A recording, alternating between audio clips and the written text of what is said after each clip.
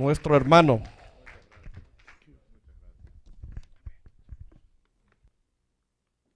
Bueno, muchas gracias, muy buenas noches y la verdad que me siento honrado de poder compartir y estar otra vez con ustedes.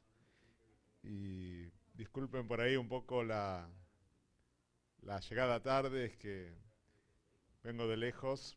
Bueno, no sé si es tan lejos, pasa que había mucho tráfico, ¿no? Mucho tráfico. Pero gracias a Dios llegamos, acá estamos y sin perder más tiempo, me gustaría compartir una palabra, un pensamiento y espero que pueda edificarnos. Tiene como título, si fuese a manera de título, comida sólida. Ah, los niños no pueden comer comida sólida, les va a caer mal. Ellos solo pueden tomar leche. Espiritualmente, el cristiano empieza tomando leche espiritual, pero llega un momento donde tiene que comer la comida sólida para fortalecerse.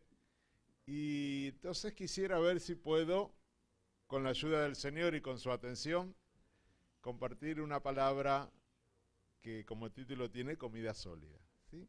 Hay un pasaje en la Biblia, dice así, escúchelo, de quien tenemos mucho que decir y es difícil de explicar. Está en el libro de Hebreos, ¿sí? Por cuanto os habéis hecho lentos para oír. Porque debiendo ser ya maestros, después de tanto tiempo tenéis necesidad de que se os vuelva a enseñar cuáles son los primeros principios de la palabra del Señor.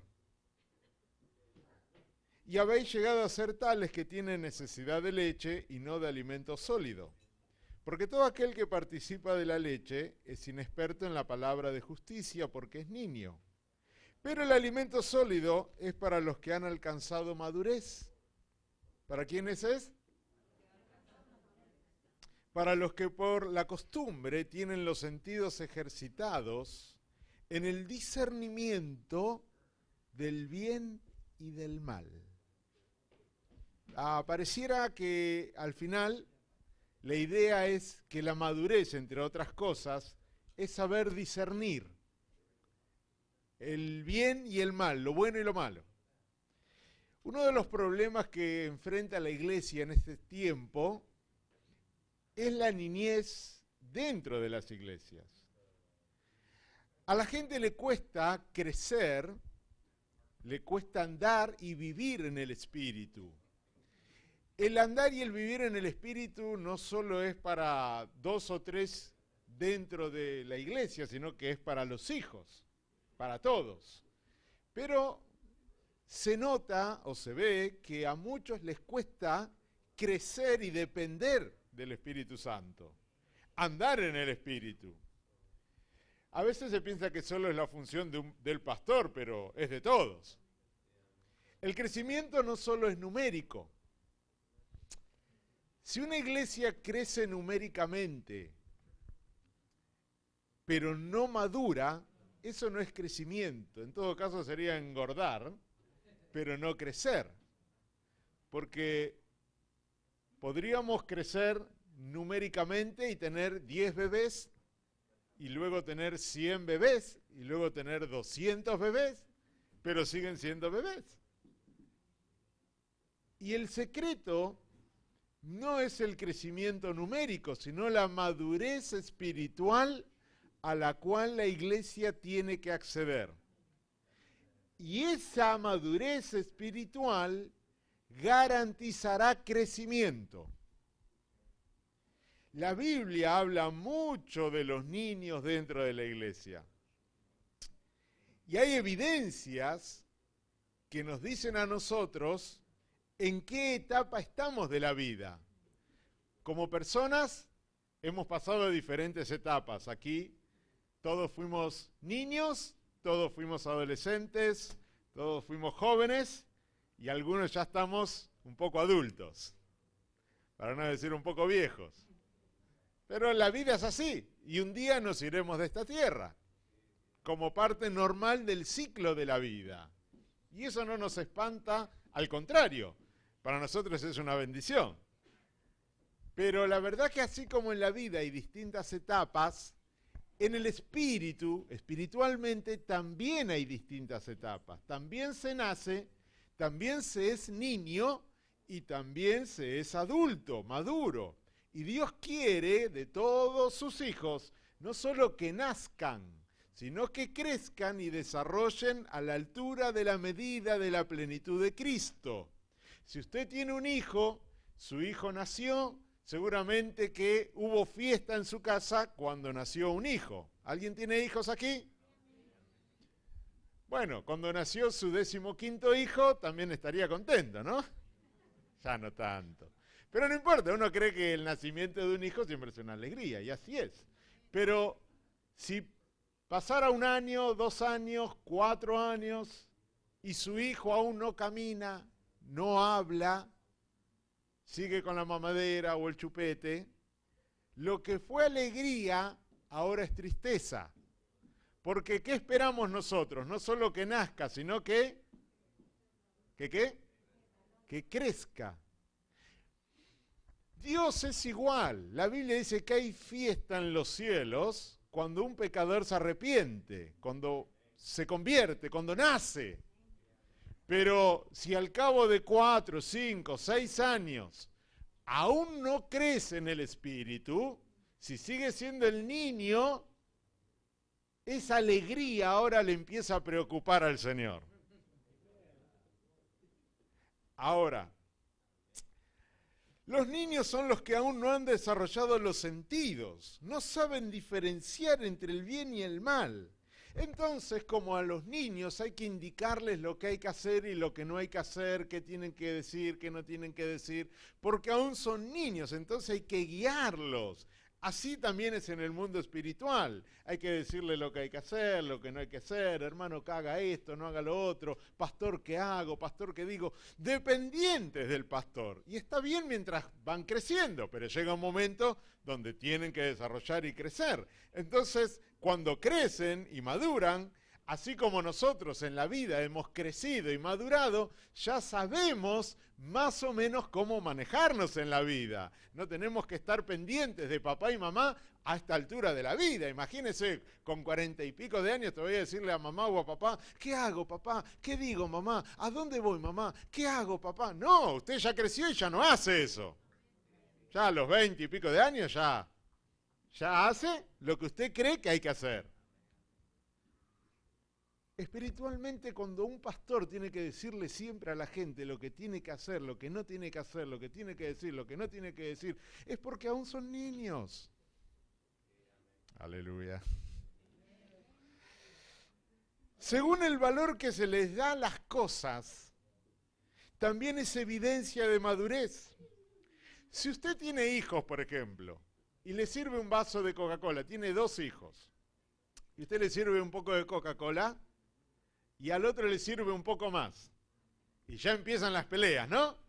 Mamá, me puso más, no, me puso menos, yo quiero más. Entonces usted trata de llevar la calma, decir, bueno, compartile. No, esta Coca-Cola es mía, vos me pusiste más, a mí me pusiste menos. Entonces, ¿qué hace usted? Por ahí saca de lo suyo y le dice, bueno, hijo, y le pone al otro. Para usted lo importante es la paz del hogar. Para los hijos lo importante es la Coca-Cola. No les importa la paz del hogar. Usted creció y ya tiene otros valores. Los niños todavía pelean y discuten por cosas simples de la vida. No se dan cuenta todavía. Tienen otros principios. Tienen otros valores, para ellos hay cosas más importantes, para usted ya ha crecido y ve otras cosas, y está dispuesto a dar lo que sea por esa paz, pero a su hijo no le importa, no están dispuestos a compartir, es mío, y no se lo dan a nadie. Para ellos lo más importante es la Coca-Cola. Así pasan las iglesias, cuando hay celos, cuando hay peleas, cuando hay discusiones, cuando hay enojos entre los hermanos. y tiene que estar el pastor llevando la paz. Bueno, entendelo, bueno, vamos a perdonarlo, bueno, no te enojes. Porque para él lo más importante es la paz, la unidad. No, pero el hermano me dijo, no, pero yo no dije. Es tiempo de crecer. Es tiempo de que vayamos creciendo. Las oraciones también son señal de niñez espiritual. Basta escuchar orar a la gente para saber en qué nivel está. Si la oración es egocéntrica, Señor, ayúdame, Señor, bendíceme, Señor, dame el mejor trabajo, Señor, sana mi cuerpo, Señor, guía mis pasos, Señor, fortaléceme, Señor, dame más plata, Señor, dame la mejor esposa, Señor, sácame la esposa. No, eso no lo va a decir. Pero cuando la oración es todo yo Señor, yo primero, yo para mí, dame a mí, el hermano no, a él no, dame a mí, Señor, yo necesito. Está bien mientras somos niños, no está mal, está bien, la Biblia nos anima a pedir. Pero llega un momento de madurez y crecimiento donde ya no pido, doy.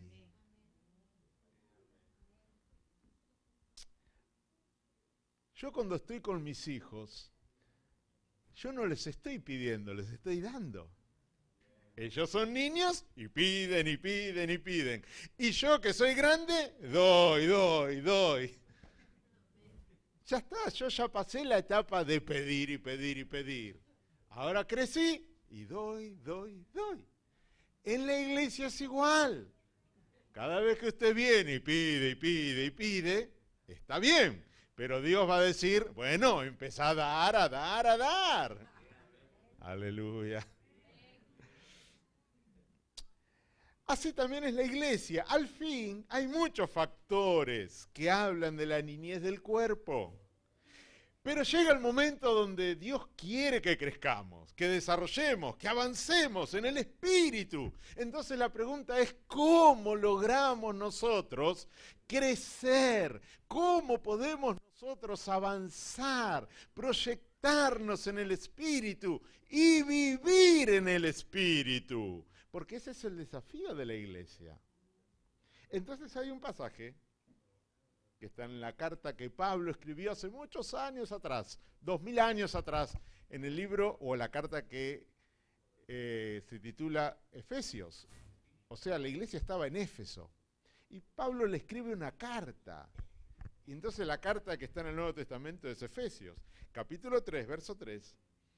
Quiero ver un poquito aquí unos detalles con usted para ver cómo podemos crecer. Active la fe de alguien y dígale, es tiempo que crezcas. Sí, es tiempo que crezca. Que su espíritu se desarrolle y sea un gigante de fe. ¿Tiene 3.3? Efesios 3.3 dice, que por revelación me fue declarado el misterio, como antes lo he dicho brevemente. Leyendo lo cual podemos entender cuál sea mi conocimiento en el misterio de Cristo. Misterio que en otras generaciones no se dio a conocer a los hijos de los hombres, como ahora es revelado a sus santos apóstoles y profetas por el Espíritu. Este pasaje me deja ver algunas cosas interesantes, que si usted me permite en los próximos minutos, quisiera ver si los podemos desarrollar todos juntos. Pablo habla aquí del misterio, un misterio. Que hoy usted está aquí es parte del misterio. Yo creo que muchos de ustedes estaban en la vereda de enfrente diciendo, nunca estaré con esos locos dentro de una iglesia. ¿Pero qué pasó? Misterio. Acá estamos. ¿En qué momento? No sé. ¿Qué pasó? No sé. Pero un día algo pasó por dentro que nos transformó. Y hoy estamos aquí con los locos. Aleluya. Ahora, es parte del misterio. El Evangelio es un misterio. Dios es misterio. Jesús es un misterio que antes era oculto, pero ahora ha sido revelado. Ahora se puede ver ese misterio, pero sigue siendo. Pablo usa mucho la palabra misterio para referirse a Cristo, a su obra, a la iglesia, a Dios. Aquí el misterio es de Cristo, oculto pero ahora revelado. ¿A quién? A sus santos apóstoles y profetas. Y acá permítame hacer un paréntesis muy cortito, porque una cualidad de un profeta y una cualidad de un apóstol no es el título, es la revelación que pueda tener del misterio. Si a la iglesia va a venir una revelación del misterio de Cristo, vendrá por apóstoles y profetas, porque Dios no cambia. No son mejores que el pastor, el evangelista y el maestro. No. Son iguales, pero tienen distintas funciones. Son los encargados de recibir, porque así Dios lo estableció, la revelación del misterio de Cristo y de la obra y del cuerpo de Cristo, la iglesia, y son los que transmiten la revelación del Padre. Apóstol y profeta no es porque tengan una iglesia grande. Puedo tener una iglesia grande y no ser apóstol. Apóstol no es título, es función. Yo puedo tener título y no la función. ¿Para qué quiero título? Porque la función es entender la revelación del misterio de la palabra y de Cristo. Pablo no tenía iglesia. Fundaba iglesias, ponía pastores y seguía con su obra de misionero, de evangelista, apostólico. Él era pastor de pastores, porque la revelación que él tenía, por ahí a la iglesia le costaba entenderla, pero al pastor no, era el que comía sólidamente. Y el pastor, luego de digerir, transmitía a la iglesia.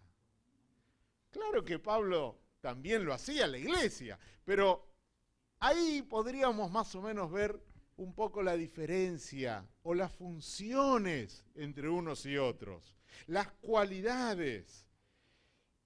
Note que esto es por revelación. Es una revelación en el espíritu. Dios es espíritu. Cristo es un ser espiritual. Habla por su espíritu. Al espíritu del hombre, al espíritu de la iglesia, que es su cuerpo. Por ende, o entonces podríamos decir que la iglesia es un organismo espiritual que tiene vida en sí mismo. No depende de cosas externas. En la iglesia está la vida de Cristo. Cristo es la cabeza en el plano espiritual y su iglesia es el cuerpo de Cristo. Por tanto, en la iglesia hay una vida sobrenatural y poderosa para salvar y para sanar a todo aquel que cree. Eso se puede entender dentro de un ámbito de la espiritualidad.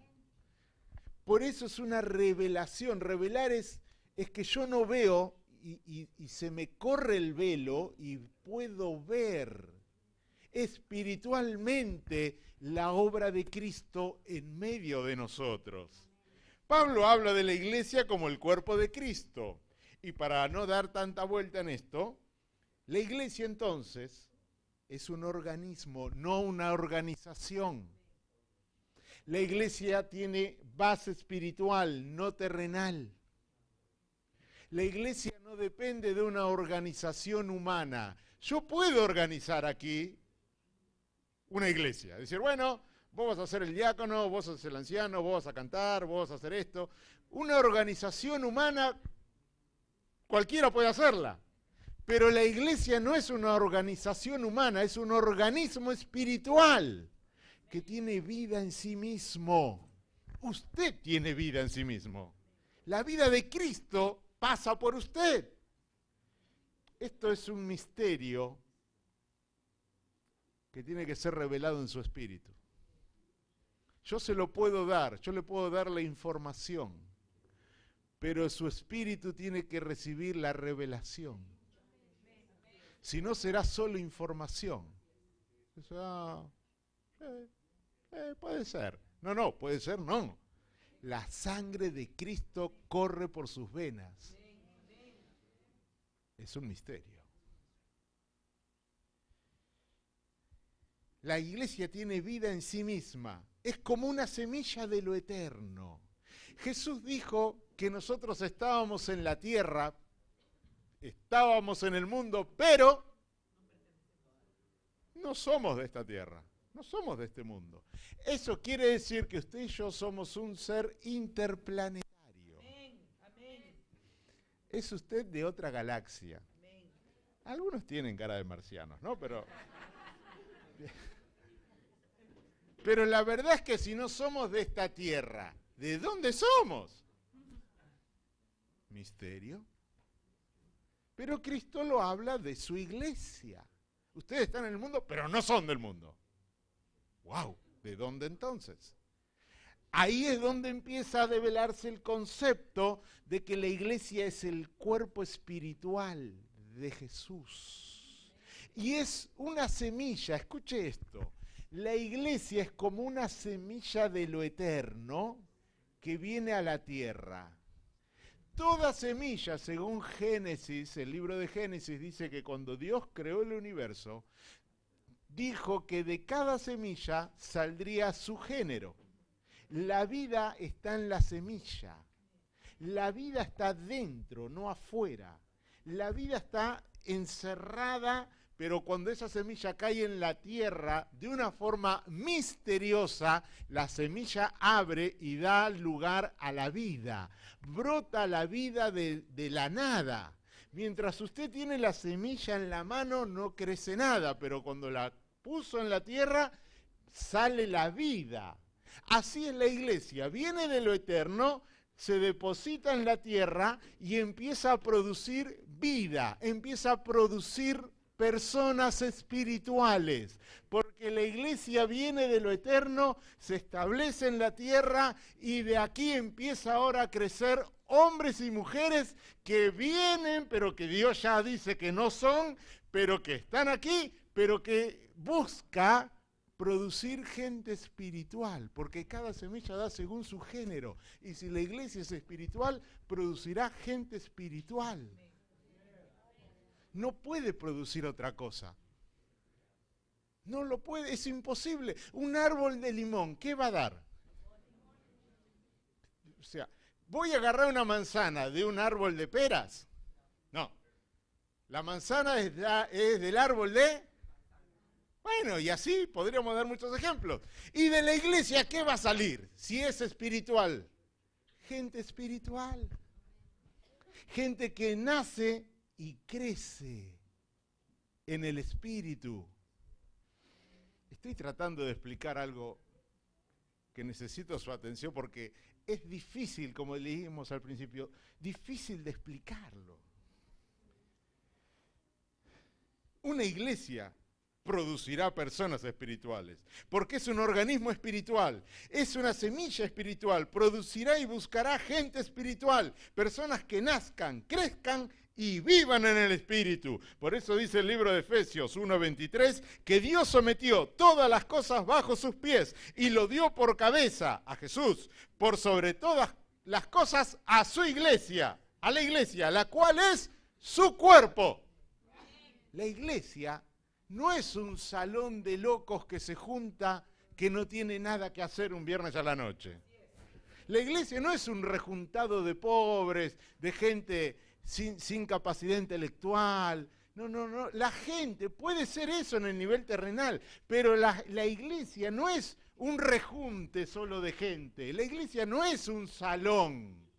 Este es el salón que alberga la verdadera iglesia y esa iglesia es el cuerpo de Cristo. Si Cristo es un ser espiritual, ¿usted lo ve a Cristo? no sé, usted lo puede ver, lo puede tocar a Jesús todos los días. Hola Jesús, ¿cómo está? No se ve. ¿Por qué no se ve? Porque es un ser espiritual.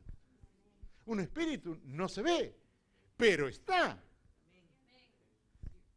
Si Cristo es un ser espiritual, la iglesia es espiritual. La iglesia no es esto. A ver. La iglesia tiene raíces espirituales. Su fundamento es espiritual. La cabeza es espiritual. Por lo tanto, el cuerpo es espiritual.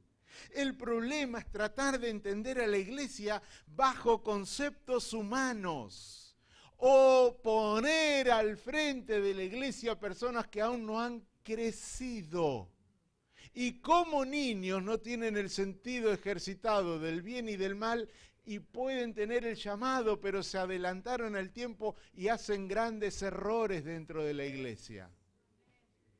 Pero la iglesia sigue siendo espiritual. Y el problema es que mucha gente ve la iglesia bajo conceptos humanos y no la ve como realmente es, el cuerpo del Señor, la cual funciona con principios espirituales. ¿Sabe por qué a la gente a veces no le funciona el evangelio? Y entiéndase bien, no le funciona. Porque quiere aplicar principios de afuera adentro. Y acá no funciona como afuera. Porque la iglesia está en la tierra, pero entonces al ser un ser espiritual con un organismo con vida propia, tiene principios propios. Y cuando yo quiero mezclar lo terrenal con lo espiritual es cuando no me funciona. Ahí es cuando muchas personas solo ven a la iglesia como una organización humana que está para que me dé, para que me ayude, para que hagan por mí. Pero la iglesia es otra cosa. Quizás a veces, y hago también aquí un paréntesis, la culpa es nuestra, los predicadores. Porque le decimos a la gente solo las ofertas del evangelio. ¿Quién no compra ofertas? Acá el limón vale $5 el kilo. Y acá la oferta, $1, 10 kilos. ¿Qué va a comprar usted? La oferta. Cuando presentamos el evangelio solo de ofertas, la gente compra. Pero no le explicamos a la gente las demandas.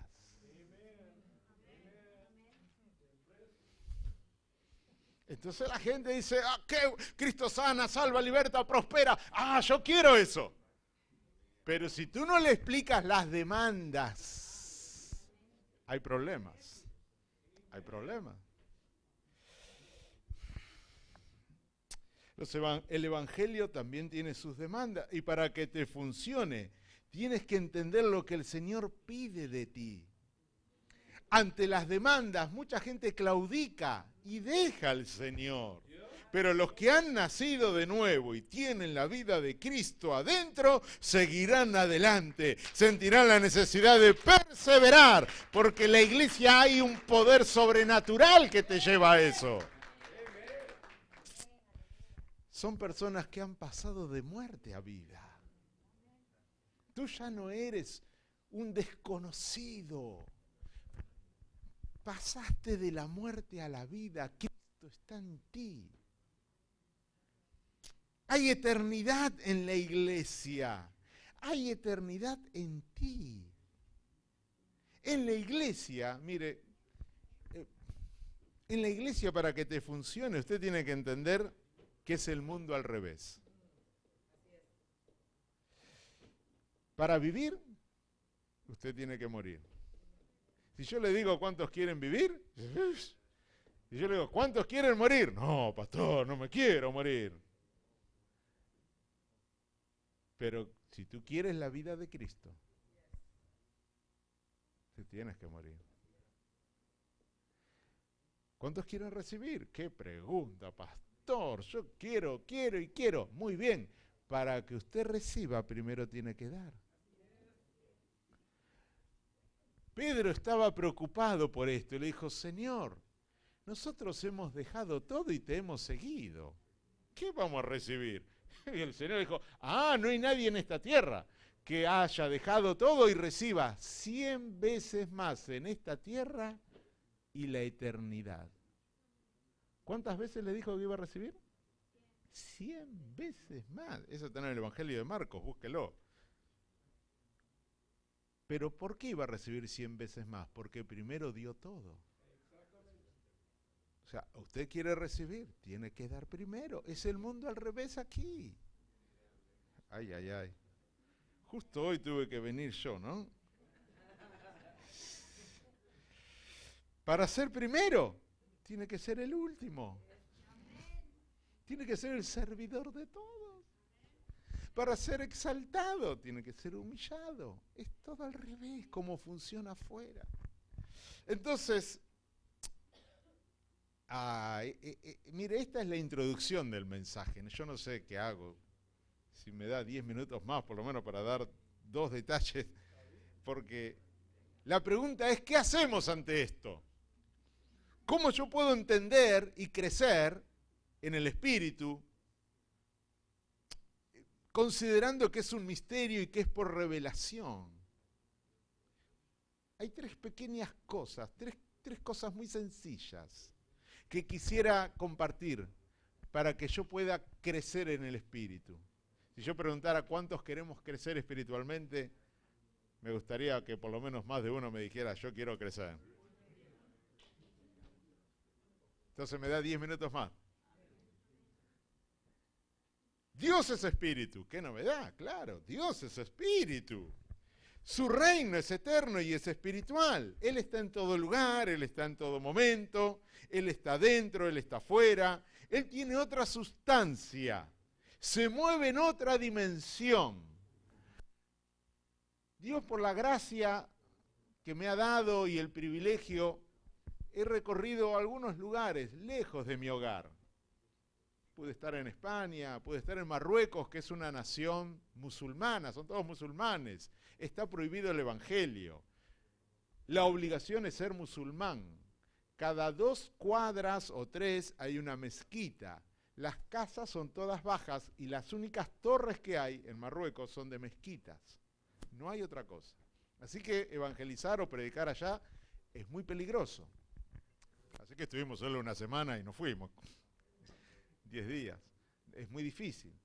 Pero a lo que voy es que tanto aquí, o Marruecos, o Argentina, donde sea, uno respira el mismo oxígeno.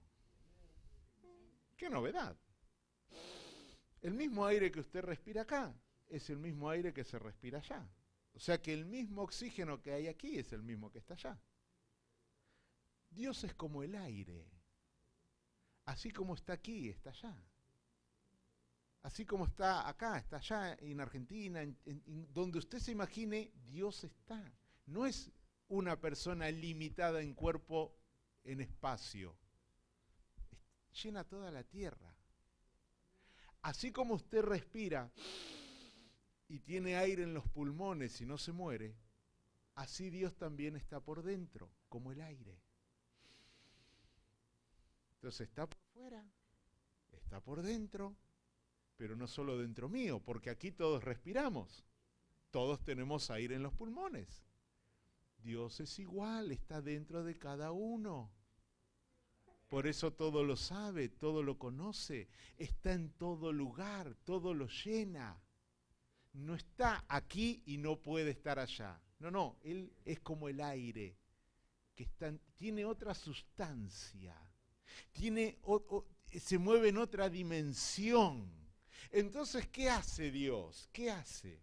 Lo primero que Dios hace para que usted y yo podamos empezar a entender el misterio y crecer en el espíritu, lo primero que Él hace es despertar la fe.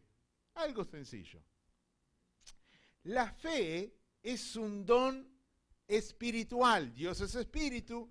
Entonces da la fe para activar el mundo espiritual en nosotros. Fe para que nos podamos mover en la dimensión donde está Él. La Biblia dice que sin fe es imposible agradar a Dios, porque es el elemento que Dios nos da para que yo pueda moverme en la dimensión donde está Él.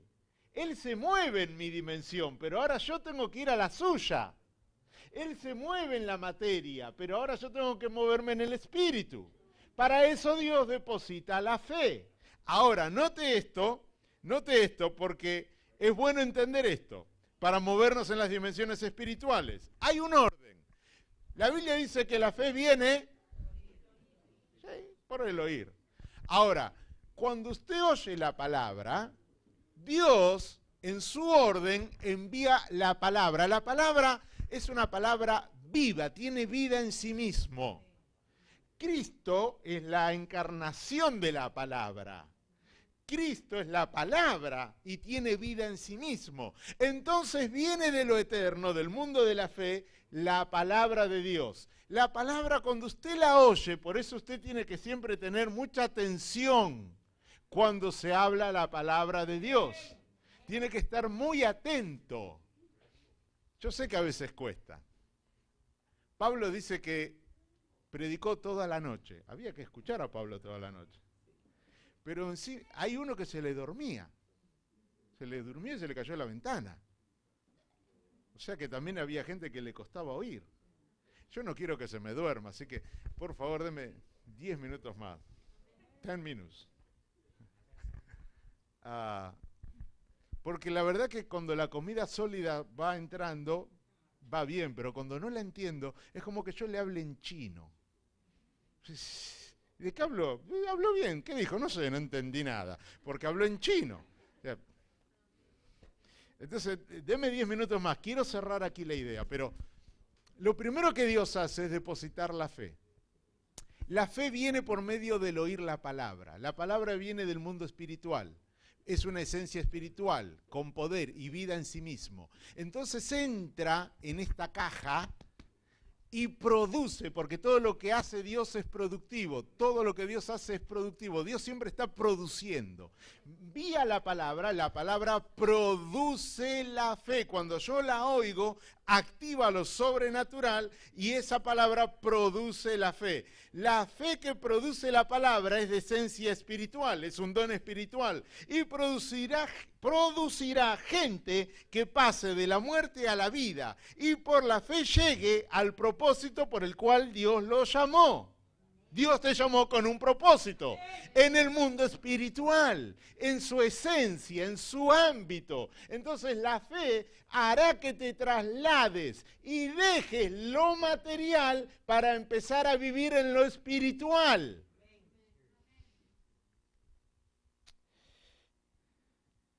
Efesios 3:17 dice, para que habite Cristo por la fe en vuestros corazones. El fin de la fe es la habitación de Cristo.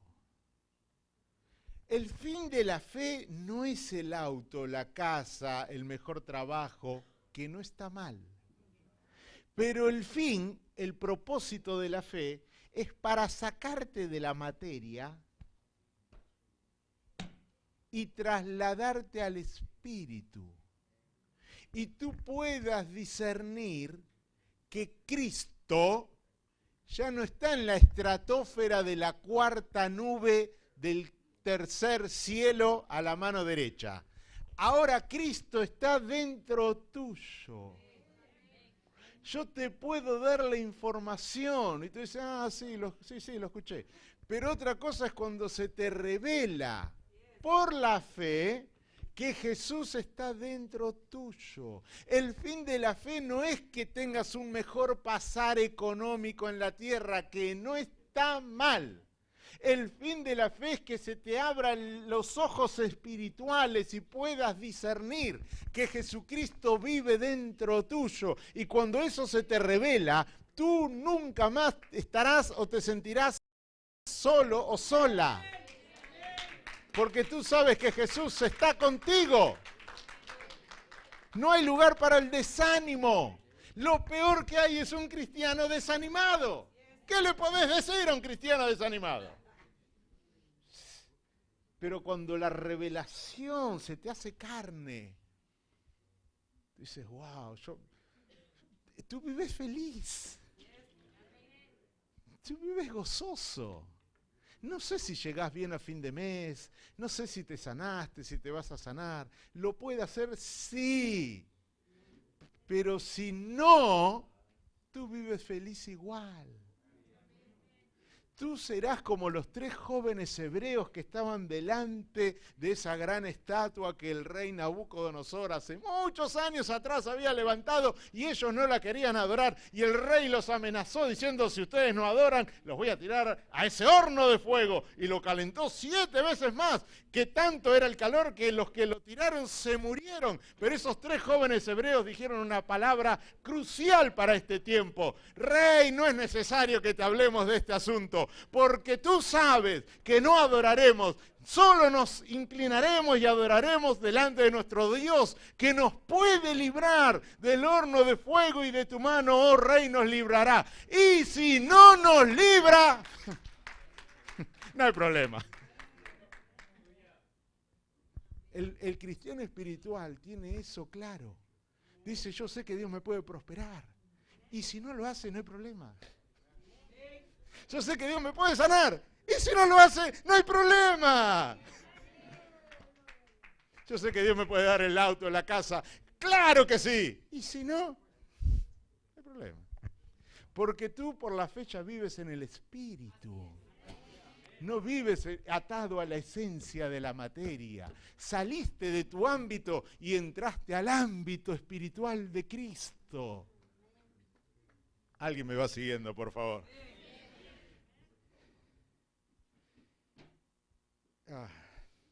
Es cuando al fin se te revela o empieza a revelarse el misterio del Padre. Y la sabiduría fluye en tu alma. Y el conocimiento del Eterno empieza a ser profundamente fuerte en ti. Tanto que la muerte ahora pasa a ser un trámite. Pasa a ser un paso más. Porque tú sabes, oiga, aunque usted no quiera, tiene fecha de vencimiento. Usted no sabe si es mañana. Tomorrow. I don't know. No sé. Puede ser dentro de 10 años, 20 años, puede ser un mes, no sé. Pero el cristiano espiritual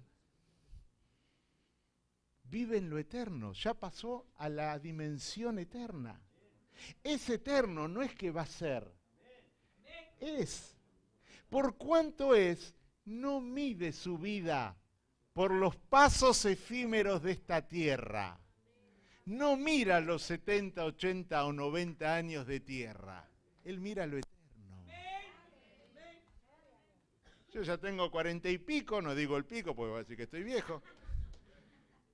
¿Qué me queda? 20, 30, 40, 50. Pero al final te vas. Pero el que vive en el Espíritu no está pensando en la tierra, ya está en el Espíritu, en lo eterno. Ya está disfrutando la gracia y la presencia del Padre aquí. Por eso Moisés, por ejemplo, pudo hacer lo que hizo. Dice la Biblia que Moisés, hecho ya grande, menospreció, está en el libro de Hebreos capítulo 11, menospreció las riquezas de Faraón, menospreció las... Mire, se lo voy a traer al presente. Es como decir, Moisés despreció los dólares, las casas, los autos, las mejores mujeres, despreció todo, le daban 2 millones de dólares, un harén de 100 mujeres, todo. 10 casas, 10, todo. Dice que despreció todo. Y antes tuvo por mejor el vituperio de Cristo y menospreció las riquezas. Y prefirió el maltrato con el pueblo de Dios. ¿Sabe por qué? Porque tenía puesta la mirada en el galardón. Él sabía lo que le esperaba en lo eterno. Cuando usted puede por revelación entender la gloria que le espera en la eternidad por la fe, las cosas de esta tierra, no, ya, usted puede entonces dar todo. Y Cristo le puede dar todo, porque a usted no lo ata nada. Es como dice el Señor, es como el aire, es como el viento, el que es nacido del Espíritu, que va y viene, no está atado, no está encadenado al autito, a los dólares, no, Él está por allá, está más arriba. Si tiene que darlo todo, lo da todo, porque sabe que Cristo le va a dar más.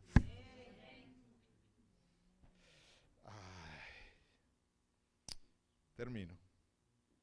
La fe es esencial, es una semilla espiritual para llevarte a lo espiritual. La fe es para que tú crezcas en el Espíritu y puedas empezar a ver el misterio de Cristo en ti. Pero también aparte de la fe, es tiempo y propósito. Tú tienes que entender que en la medida que creces en el Espíritu, todo tiene su tiempo. Y todo sucederá según el propósito de Dios contigo. Le voy a dar una noticia. Dios tiene un propósito contigo. Active la fe de alguien y dígaselo. Dios tiene un propósito contigo. Dios tiene un plan. Oiga, ¿usted cree que Dios juega los dados con la gente? O que Dios está en su trono y dice, what's your name? Michael. Bueno, dice, y Dios dice, vino Michael a la iglesia y el padre le dice a Jesús, ¿vos lo llamaste a Michael? No, yo no lo llamé, vino solo. ¿Cómo vino solo? A ver, Espíritu Santo, ¿vos llamaste a Michael? No, yo tampoco lo llamé. ¿Y cómo vino Michael? No sé cómo vino. ¿Y ahora qué hacemos con Michael? ¿Dónde lo metemos? Y no sé, déjalo ahí sentado a ver qué hace. Y después vemos qué hacemos, dónde lo metemos, por ahí que cante. No sé, vamos a ver qué hacemos. ¿Usted cree que Dios es así? O sea, Dios lo llama con un propósito. Y el propósito no es que esté sentado 40 años aquí, salvo que usted tenga la silla de oro para que se la den en el cielo. Si usted es destinatario de tener la silla de oro, va a estar 40 años sentado. Pero Dios no tiene el propósito de llamarlo para que esté sentado y recibir, y recibir, y recibir, y recibir. No. Dios tiene un plan contigo. Te llamó con un propósito. Te llamó con algo definido. Él ya sabe. El tema es que como tú no estás en el espíritu, estás más en la carne que en el espíritu, no sabes, no puedes discernir cuál es el plan de Dios contigo. Pero que Dios tiene un plan, tiene un plan. A Él no se le escapa que tú has venido por primera, segunda, tercera o quinta vez. Él ya lo sabía. Él te llamó. Él quiere que seas un loco más. Crazy. Así funciona. Ahora, cuando tú vas viendo un poco eso, tú tienes que entender que todo, de ahora en más, sucederá en el tiempo y en el propósito de Dios. Ya no es tu tiempo, el tiempo de Él. La Biblia dice que todo tiene su tiempo. Todo lo que se quiere debajo del sol tiene su hora. Ya no es cuando tú quieres. Tú tienes que entender que Dios tiene un tiempo para ti. Hay una temporada para ti. Hay una temporada para esta casa. No, yo no sé si usted... Yo creo que sí, pero si usted logra discernir esto, la madurez es por discernir, usted va a evitarse muchos problemas. Un embarazo usted no lo puede sacar antes de los 9 meses, porque corre riesgo de abortar el propósito.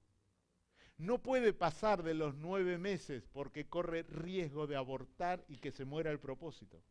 Porque el embarazo tiene su tiempo específico de nacimiento. Lo que Dios va a hacer nacer en el espíritu tiene su tiempo específico, no es antes, no es después. Usted quizás dice, yo estoy embarazada y nadie se da cuenta, pero usted sabe que hay algo dentro suyo. Usted sabe que Dios tiene un plan con su vida. Que nadie lo crea, esa es la historia de la gente. Pero la gente, a usted no le tiene que importar lo que dice la gente, a usted le tiene que importar lo que Dios dice de usted. Y Dios dice que tiene un plan contigo. Dios dice que tiene un propósito eterno, que tú no estás sentado de casualidad. Tú estás aquí porque Dios te llamó con un propósito. Aunque tengas 20, 30, 40, 60, 80 años, Dios sigue teniendo un plan contigo. No mira sexo, no mira edad, no mira condición económica. Dios ve el corazón. Y que yo sepa, todos los corazones son iguales. No hay acepción ni diferencia de personas. Dios te llamó, pero ahora tú tienes que entender que hay un propósito y que hay un tiempo. Y lo que tú esperas vendrá en el tiempo de Dios. Esperar el tiempo de Dios es la materia o una de las materias más difíciles. Abraham tuvo que esperar 25 años la promesa. Yo no digo que usted va a esperar 25 años el novio, pero Dios sabe. Vaya a saber. Ahora, cuando Dios le da la promesa a Abraham, él dice, Dios me prometió. Oh, pasó un año, dice, bueno, Dios me prometió, 2 años, sí, Dios me prometió, 5 años, y Dios me prometió, pero ¿qué pasa, Dios? 10 años, dice, me parece que Dios, o yo escuché mal, o se olvidó Dios, ¿qué pasa? Tuvo que meter la pata ahí con Sara, nace Ismael, toda una historia. Pero al final, cuando ya estaba con 99 años, viejo, ya no quería, dice la Biblia, no tenía costumbre, ni las mujeres ni él, o sea que no tenía relaciones con su esposa. ¿Qué van a tener los dedos viejos? No podían ni moverse. Imagínate a Sara. Y Abraham diciendo, vamos a tener una relación porque dijo, vamos a tener un hijo. Y dice, estás loco, viejo. La vejez te tiene loco. Aleluya, Padre, reprendo esa... Ay, ay, ay. ¿Cómo va a decir eso? Bueno, pero así fue. Y así vino Isaac en su tiempo, de acuerdo al propósito de Dios. Lo que Dios te ha prometido, lo que Dios ha prometido en esta casa, vendrá en el tiempo. Porque Dios no es hijo de hombre para mentir, no es hombre para mentir. Él dijo y Él lo hará. Cuando Él habla, la tierra calla. Y cuando Él dice algo, no se arrepiente. Él no cambia. Sí, la Biblia dice, se arrepintió Dios, pero esa es una cuestión teológica que no la voy a explicar ahora, es muy larga. Pero Dios no se arrepiente. Si Él dijo algo, lo va a cumplir. En la medida que tú te mantengas, más o menos, pero por lo menos te mantengas en el propósito que Dios tiene. Porque todo tiene su tiempo y su propósito. Dice la Biblia que si pedimos según su voluntad, Él nos oye. Oiga, cuando usted pide según su voluntad, Dios te va a escuchar, pero va a decir, mirá, no es mi propósito. Pero yo me quiero casar con Él, Señor, pero no es el que yo escogí para vos. No, pero yo quiero. Pero te va a sufrir, mirá que este te va a dar. No, yo lo quiero. Bueno, muy bien, agárrelo. Después no se queje, ¿eh? No hay devolución hasta que la muerte los separe. Aleluya. Dice, algunos estarán diciendo si hubiese escuchado esto antes. Pero no, ya está. No hay vuelta. Aleluya. Dame paciencia, Dios. Pero si usted pide según su voluntad, dice, Señor, tú sabes que soy un hombre, que quiero tener familia, quiero tener hijos, y me gusta, pero si es tu voluntad.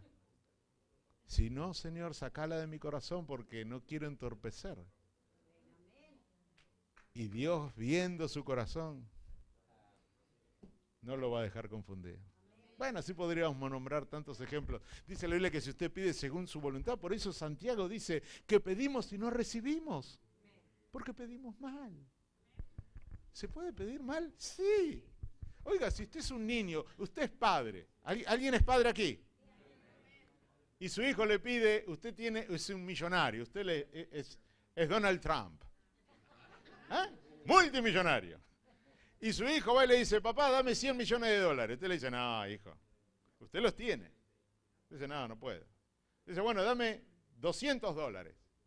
Pero usted tiene 3, 4 años. Aún $200, usted no se los da. Pues dice, ¿no, para qué? Si no sabe qué hacer con $200. O sea, a veces pedimos y pedimos mal porque sabe Dios que no tenemos las facultades para administrar. No es que Dios no te quiere dar, Dios te lo quiere dar. Pero te va a decir, ¿para qué lo querés?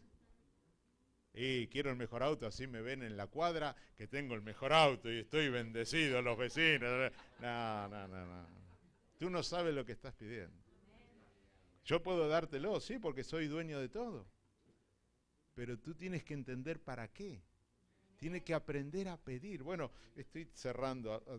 Hay que aprender a pedir según su propósito y según su voluntad. Y en el tiempo de Dios todas las cosas suceden. No es antes, no es después. Termino con esto. Dice la Biblia, Él cumplirá mi propósito. No, Él cumplirá su propósito en mí. Para eso te llamó, para que cumplamos su voluntad. Nos dio su espíritu, nos dio la fe. Puso el querer, puso el hacer. Para que podamos caminar en esta tierra bajo el tercer aspecto que quiero nombrar brevemente. Bajo la guía y la dirección del Espíritu Santo. Dejar de ser niños y movernos por sentidos y empezar a movernos por la fe. Dejar de pensar como niños y empezar a pensar como grandes. Empezar a entender el misterio que ha sido revelado, pero que yo ahora tengo que entender. Para eso tengo que aprender a caminar, walking, de la mano del Espíritu Santo. Dice la Biblia, si alguno está en Cristo, pero el libro de Romanos dice que si somos guiados por el Espíritu y el que anda en el Espíritu. O sea que una cosa es estar en Cristo. Usted está en Cristo, por eso está acá. Pero ahora tiene que aprender a andar en el Espíritu, no en Cristo. Claro, es lo mismo, es una cuestión teológica que tampoco vamos a entrar en los detalles, pero estar en Cristo no significa andar en el Espíritu. Usted está, pero ahora tiene que aprender a caminar, a andar bajo la guía del Espíritu Santo. Esa guía es espiritual, no se ve. Por eso tiene que dejar que el Espíritu le dé el discernimiento para empezar a ver en el Espíritu por medio de la fe. La comunión con el Espíritu Santo es la clave. Dice la Biblia que el amor de Dios, la gracia de nuestro Señor Jesucristo y la comunión con el Espíritu Santo permanezcan con nosotros. Dios nos amó. La gracia, el favor inmerecido vino por Jesús, pero la comunión es con el Espíritu. Las cosas en común es con el Espíritu. Nosotros estamos, pero tenemos que andar. Tenemos que ser guiados por el Espíritu. Aprender a caminar guiados por el Espíritu. Es una materia que nos puede llevar tiempo. Porque caminar con alguien que no veo es cerrar los ojos. Se dice que el ciego tiene los sentidos de oído, de olfato, mucho más afinado porque ha cerrado sus ojos al mundo natural. Entonces se desarrollan los otros sentidos. Si usted sale vendado de aquí, es muy posible que al tercer paso se caiga, se tropiece. No. Pero el ciego tiene un sentido de orientación. En el espíritu, cuando usted deja de ver lo material y empieza a ver lo espiritual, empieza a ver a Dios. Y Dios lo va guiando, lo va llevando. ¿Cómo es eso, pastor? Es como cuando vas charlando con un amigo. Es lo más natural, es lo más normal. Si usted, cuando Jesús presentó al Padre, Él no dijo, Dios eterno y glorioso y soberano, que estás en el cuarto en la cuarta estratosfera del tercer cielo, excelentísimo. No, no. Él dijo, papá, papá, padre, Abba, padre, papito mío. Caminar con el Espíritu es tener esa confianza con Él. No es el amigote, no, no. Pero es alguien que podés dirigirte como con un padre, papá. Claro que Satanás se encargó mucho y muy bien de que en este tiempo la relación de padre e hijo sea mala. Entonces tenemos una mala imagen de un padre. Y si yo te digo que Dios es padre, dices, si es como mi papá, no. Porque esa es una obra espiritual satánica. Pero eso no invalida que Dios sigue siendo tu papá. Que quiere darte y ayudarte en todas las cosas. Y Él te va a guiar. ¿Cómo te guía? Y no sé cómo es, pero es parte del misterio. Pero que te empieza a hablar, te empieza a hablar. Le doy un testimonio cortito de cómo, de tantos ejemplos. Estaba orando, un día me levanté a la mañana y dijo, voy a orar. Y me puse a orar y usted sabe, le habrá pasado más de una vez, que usted a veces ora y ora, pero hay momentos que usted siente que Dios está ahí. No sé cómo explicarlo, pero ahí está. Siempre está, pero a veces se deja sentir. Entonces usted siente, qué lindo, Dios está acá. Y digo, Señor, háblame. Y entonces el Señor, el Espíritu, me dice, bueno, vamos a la cocina. Digo, Señor, a la cocina, era las 6 de la mañana. Digo, bueno, vamos a la cocina. Ya estoy en la cocina, Señor. No es que te habla aquí, aquí adentro te empieza a guiar. Dice, bueno, pero date vuelta. Todos los platos sucios. Nada, la mugre. Digo, empieza a lavar los platos. ¿What? ¿Tú quieres servirme? Si no empiezas a servir en tu casa, no puedes servir en la mía.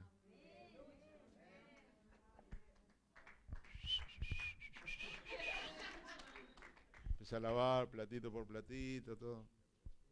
Listo, Señor, ya lavé. Muy bien, me dijo, mirá el piso.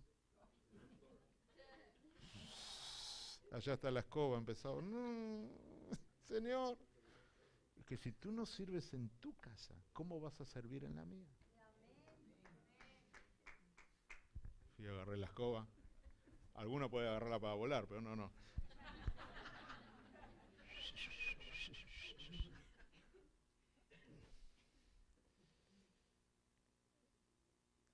No creas que Dios te va a decir, excelentísimo siervo, yo te llamé para que vayas a predicar mi palabra a Inglaterra. Yo te llamé para que tengas la iglesia más grande. No. Dios va a empezar en las pequeñas cosas. Es posible que tú salgas de aquí o ahora mismo Dios te hable. Oiga, en una oportunidad, yo esto lo conté, pero permítame contarlo otra vez, porque son experiencias fuertes que uno vive. Estaba ahí sentado en un culto y Dios me habla otra vez, aparece. Señor. Entonces, lo primero, porque Dios no pide permiso. Dice, lo primero que viene acá mi espíritu, adentro, dice, quiero que regales la casa. Reprendo, Satanás, inmundo. Pero Satanás es más mezquino que tu suegra, o sea que olvídate, no te va a dar no va a pedir que regales nada, porque es un miserable. Entonces digo, este debe ser Dios, Señor, mi casa. Era la casita que habíamos construido con mucho amor, chiquitita, pero con mucho esfuerzo. La habíamos arreglado con mi esposa a través de los años. Entonces estaba mi esposa por allá sentada y fui muy inteligente. Le digo, bueno, Señor, ok, pero vos se lo decís a ella, yo no le pienso. Entonces digo, listo, no creo que se lo diga.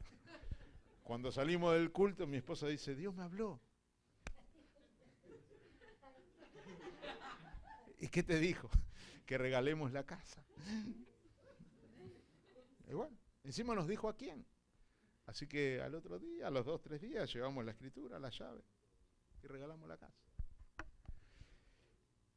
Esa casa tenía un solo baño, 2 habitaciones chiquititas, una cocina, comedor y nada más. No tenía entrada de auto, nada, garage, parking, no tenía.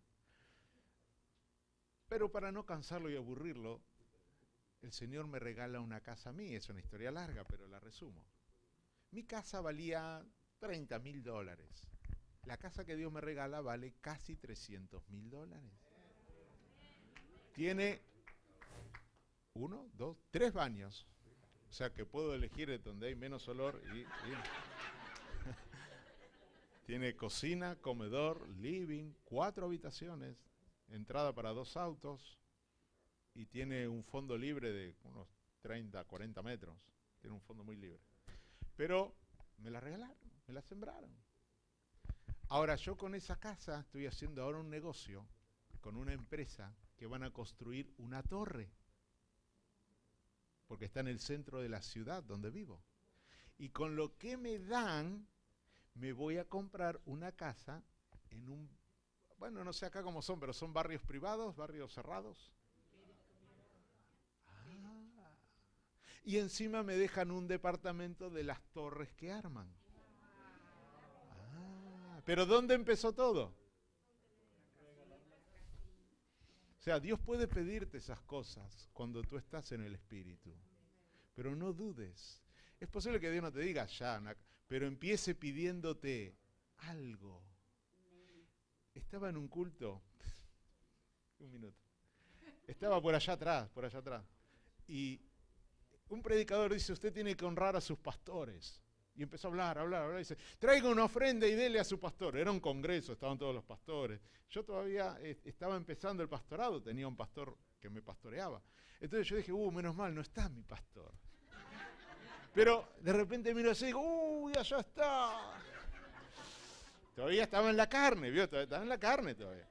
Entonces digo así, tengo $5. 5 pesos, $5. El único que tenía, el único billete, nada más. Con eso yo podía comprarme un sándwich, una coca y caminar hasta el hotel. No, nada más. Digo, ¿qué hago? ¿Cómo? Y estaba la lucha, vio que usted también lucha. Lo doy, no lo doy, pongo, no pongo. Bueno, y siento que el Señor me habla, me dice, sembralo. Sembralo. Ok, listo, Señor. Pastor, esto para usted, lo siembro. Qué lindo, cómo uno se siente cuando obedece a Dios. Ah, qué lindo, qué lindo. Terminó el congreso. Cuando estoy saliendo me encuentro con la hija de un pastor que es misionera, recorre el mundo. Estuvo muchos años haciendo misiones en Asia, un lugar muy peligroso. Hola David, me dice, hola Silvia, ¿cómo te va? Tanto tiempo, qué lindo. Dice, te invito a comer, me dice. Digo, pero mirá, que no, yo te pago, te invito a todo. Bueno, mirá que no. Taxi, pidió un taxi, me llevó al mejor restaurante de la zona, la mejor comida, el mejor vino, porque en Argentina toma vino, ¿eh? No se puede comer si no es con vino. Y encima me pagó el hotel, el taxi al hotel. Entonces cuando yo llego al hotel después de todo eso, siento a Dios. Dice, ¿viste lo que era 5 pesos? Si te hubieses quedado con estos 5 pesos estarías muerto de hambre. Pero yo tenía que aprender lo que es sembrar. Y cómo Dios puede proveerte. Dios no tiene problema en proveerte. Pero el problema no es de Dios, el problema es nuestro. Que nos cuesta activar la fe. Ay, podría estar, pero no quiero aburrirlos. El tema es que usted y yo tenemos que crecer en el Espíritu y aprender a ser guiados por Él, a oír su voz, a oírlo. Es posible que te diga, pedile perdón a fulano. Llámalo mañana y pedile perdón. ¿Pero por qué? Si Él me hizo. No me importa. Pedí perdón vos. Es posible que te diga, andá y abrazá a tu pastor y decirle, pastor, perdóneme, tantos años acá y no crecí. Perdóneme, cuente conmigo, pastor. Voy a ganar almas para el reino. Es posible que Dios le diga a algún hermano con otro: hermano, mañana voy a ir a tu casa y voy a bendecirte. O no le diga nada, Dios se lo pone en el espíritu y usted mañana va: hola hermano, te traje una bendición. Y se va. ¿Sabe cómo su espíritu va? Es posible que el espíritu le diga: me gustaría que vengas tempranito, así barres todo el salón. No, pero ya está la hermana. No me importa que esté la hermana. Me gustaría que lo hagas vos, que empieces a hacer algo. Es posible que Dios le diga: che, ¿viste tu compañero de trabajo? Andá y hablale de Jesús. No, pero tengo vergüenza. No, qué vergüenza. Andá a hablarle, porque yo voy a tocar su espíritu. Yo quiero que él también sea un loco más. Pero te tengo que usar a vos para que él sepa, porque si no, no vas a ver nunca. Dios va a empezar a hablarte, y cuando tú obedeces en esas direcciones, cosas grandes te esperan. Dios tiene un plan con ustedes, y lo que Él dijo lo va a cumplir. Pero es necesario que la iglesia madure. Es necesario que usted y yo crezcamos a la altura de la medida de la plenitud de Cristo. Que ya no seamos nosotros, Cristo en nosotros. Y que la gente, al vernos, vea que ese misterio de la revelación de Jesús ahora es claro. Puedo ver a Jesús en ti. ¿Y cómo si yo soy? No, lo veo en tus acciones, lo veo en tu hablar, lo veo en tu carisma, en tu carácter. Ya no te enojas tanto. Jesús gobierna tu vida. Entonces la gente vendrá y dirá: yo quiero ir ahí donde vas vos, porque vos eras mala, ¿eh? Pero ahora, ay, pasa algo en esa iglesia, ¿eh? Mirá, no se enoja más.